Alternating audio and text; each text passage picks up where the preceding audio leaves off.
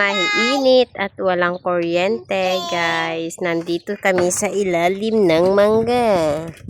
Ayan sila. Parang mga unggoy na naman ito at sobrang init. Ayan, ang init ng kapaligiran. Ilagay mo dyan dahil yan ay nakakataga.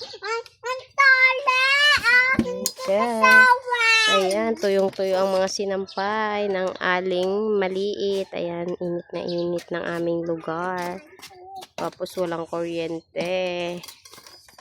Kailangan natin nasa ilalim ng mangga. Ito si batang maliit.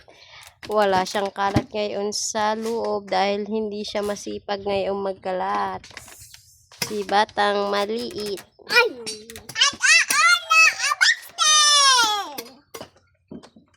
Ang init. Tuyo. Tuyo ang sinampay. Tuyo din ang ating panggatong. Baba ka dyan.